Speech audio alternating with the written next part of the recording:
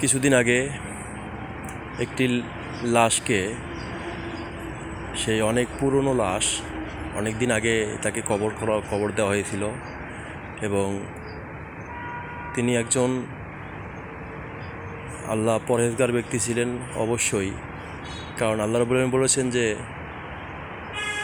মুত্তাকি মুমিনদের লাশ এবং যারা শহীদি মৃত্যু বরণ করে তাদের লাশ কখনো মাটি এবং পোকামাকড় ছুঁয়েও দেখে না। তো এরকমই একটি দুঃখজনক লজ্জাজনক একটি ঘটনা ঘটে।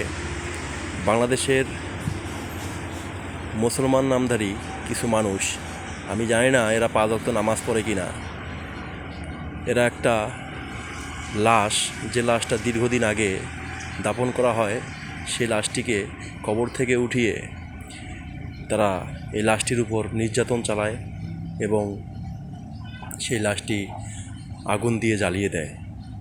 তো আপনাদের কাছে, বাংলাদেশ না সারা পৃথিবীর মানুষের কাছে আমার প্রশ্ন, কোনো পাপী লোকের লাশ, কোনো পাপী লোক মৃত্যুবরণ করার পরেও কি তার লাশ অক্ষত অবস্থায় থাকে?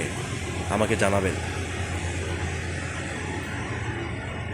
এবং আমি এটাও বলতে চাই যে মহান আল্লাহ রাব্বুল আলামিনের প্রেরিত রাসূল মুহাম্মদ সাল্লাল্লাহু আলাইহি ওয়াসাল্লাম বলেছেন, আলী তুমি রাখবে না কোনো উঁচু কবর, তাকে গুঁড়িয়ে মাটির সাথে সমান করে দিবে।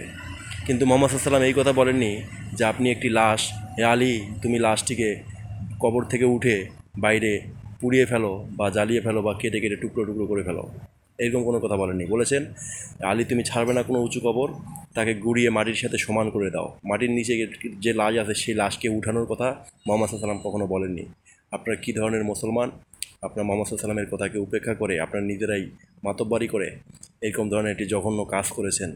নিঃসন্দেহে এটা ইসলামের কোনো পরিপন্থী না, ইসলামের বিপক্ষে। এটা ইসলাম কখনো এরকম কাজকে সম্বোধন করে না। এগুলো এই সমস্ত লোকদেরকে খুঁজে বাইর করে ফাঁসিতে ঝুলানো দরকার। বাংলাদেশের যোগ্য প্রশাসন এবং যোগ্য রাষ্ট্রনায়ককে আমার এটাই শেষ কথা যে এই সমস্ত লোকদেরকে আর কোনোভাবেই প্রশ্রয় যেন না দেওয়া হয় বাংলার জমিনে। আমার কথাটাই হয়তো সবারই তিতা লাগতে পারে, কিন্তু মুহাম্মদ সাল্লাল্লাহু আলাইহি ওয়াসাল্লামের সেই শেষ বাণী আপনারা শুনে রাখুন। আবার বলতেছি, মুহাম্মদ সাল্লাল্লাহু আলাইহি ওয়াসাল্লাম আলীকে বলতেছেন, এই আলী তুমি ছাড়বে না কোনো উঁচু কবর, এই কবরকে তুমি মাটির সাথে গুঁড়িয়ে দিবে এবং কবরকে মাটির সাথে সমান করে রাখতে হবে। এই কথা বুঝাইয়েছেন মুহাম্মদ সাল্লাল্লাহু আলাইহি ওয়াসাল্লাম।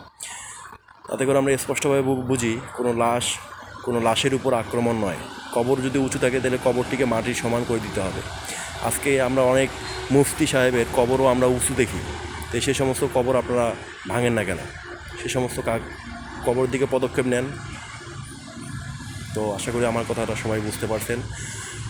ভিডিওটা বেশি বেশি শেয়ার করবেন এবং পৃথিবীর সব প্রান্তের মানুষ যাতে এই কথাটা আমার শুনতে পায় এবং জানতে পারে যে আসলে মুহাম্মদ সাল্লাল্লাহু আলাইহি ওয়াসাল্লামের বাণী কোনটা আর মুসলমান পালন করে কোনটা।